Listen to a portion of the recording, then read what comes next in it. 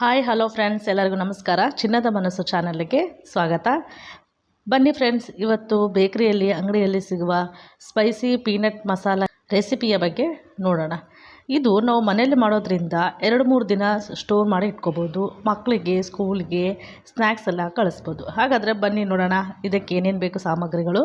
ಮೊದಲಿಗೆ 1 ಕಪ್ ಶೇಂಗಾ, 1 ಕಪ್ ಹಸಿ ಕಡಲೆ ಹಿಟ್ಟು, 1 ಸ್ಪೂನು ಅಕ್ಕಿ ಹಿಟ್ಟು, 1 spoon chat masala, 1 spoon garam masala, 1 spoon ಅಚ್ಚ ಖಾರದ ಪುಡಿ. ಈಗ ಒಂದು ಬೌಲ್ ತೊಗೊಳ್ಳಿ.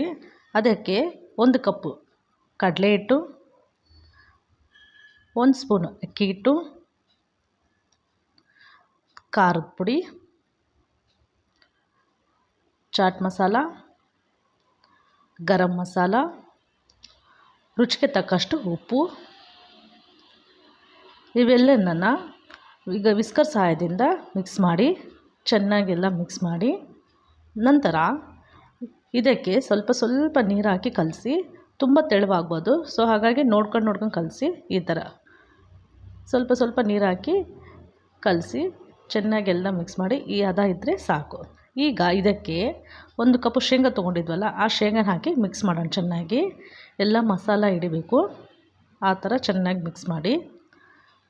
ಫ್ರೆಂಡ್ಸ್, ಯಾರು ನನ್ನ ಚಾನಲ್ ನೋಡ್ತಾ ಇದ್ದೀರಾ ಅವರೆಲ್ಲ ನನ್ನ ಚಾನಲನ್ನು ಸಬ್ಸ್ಕ್ರೈಬ್ ಮಾಡ್ಕೊಳ್ಳಿ.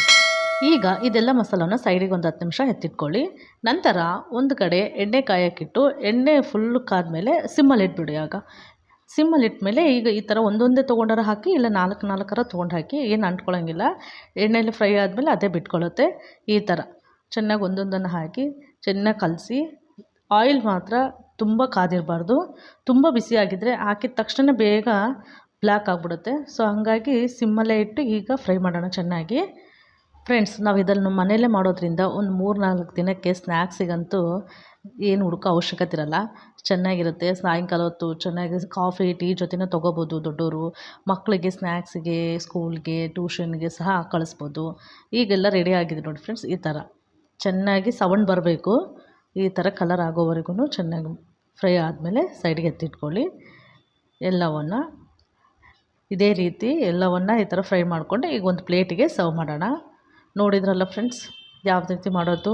ಶೇಂಗಾ ಮಸಾಲನ ನಾವು ಹೊರಗಡೆ ತರೋದಕ್ಕನ್ನು ಮನೆಯಲ್ಲೇ ಮಾಡಿ ತಿನ್ನೋದು ತುಂಬಾ ಒಳ್ಳೆಯದು. ಇದೇ ರೀತಿ ನೀವು ಕೂಡ ಮನೆಯಲ್ಲಿ ಒಮ್ಮೆ ಟ್ರೈ ಮಾಡಿ ಹೇಗೆ ಬಂತು ಅಂತ ನನಗೆ ಕಾಮೆಂಟ್ ಮಾಡಿ ತಿಳಿಸಿ. ನನ್ನ ಚಾನಲನ್ನು ಅದೇ ರೀತಿ ಸಬ್ಸ್ಕ್ರೈಬ್ ಮಾಡ್ಕೊಳ್ಳಿ.